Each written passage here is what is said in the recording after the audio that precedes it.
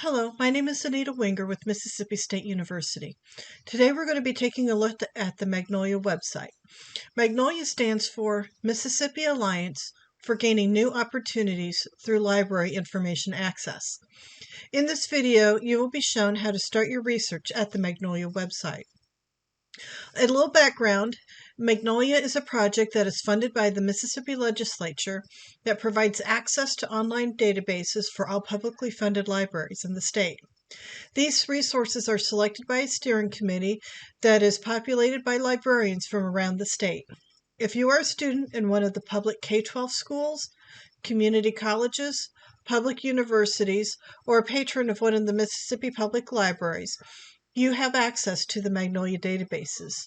When accessing these resources while on your school campus or in your local library, you will be granted access based upon the IP address of the computer at the institution. To access the resources from off campus, you'll need to either request the access code from your librarian or by submitting a ticket through the Contact Us button on the page. You can also obtain the access code while connected to the library campus. When logged in, below the library name, you will see a link titled How Do I Access Magnolia at Home? This link will display a pop-up with directions that you can email to yourself, so you do not have to remember it or find the paper that you wrote it on. So let's begin a search as if we are accessing the resources from your house. If you will go to magnolia.msstate.edu, you can either select the Sign In button or the Search Databases button, and you will be asked for your access code. We are going to log in today as if we were at a K-12 school, and we are being asked to choose our grade level. This is to supply the student with age-appropriate resources. We're going to go ahead and look at the high school resources. The first thing you will notice is a search box where you can enter a keyword search term and search in the Explorer database, or you can switch tabs to search in WorldCat.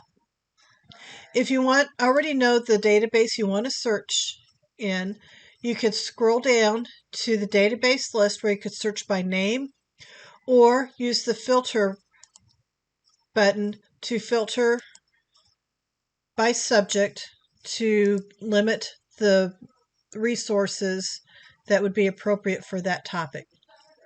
So we're going to go up and do a sample search in Explorer using the search box and doing a search for Mississippi history.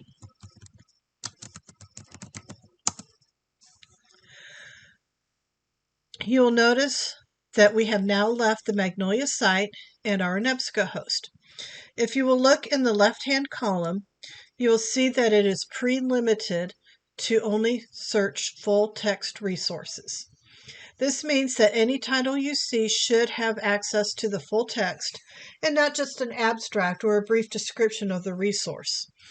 I'm not going to go into a lot of detail on how to use EBSCOhost, but one thing I would like to point out that if you click on the title and go to the detail display of the article, you'll see an option on the right-hand side to generate a citation for that particular resource.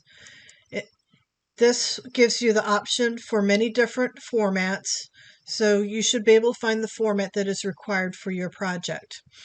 Please note that these citations may need to be tweaked some, but the main layout is available, and it is a very good starting point. For additional resources, you can go to the resources section on the Magnolia page, and this is where you can have training resources, lesson plans, or even some promotional materials. There's also a link on the right-hand side for databases, documentation, and tutorials. And these are links to EBSCOhost and WorldCat documentation and tutorial videos that should be helpful when searching inside of the databases. If you ever have a problem or question on Magnolia, there is always the Contact Us button that you can use on all the pages on the site that will send an email to the ticket system, and that will be forwarded on to the correct department to answer your questions. Thank you for watching.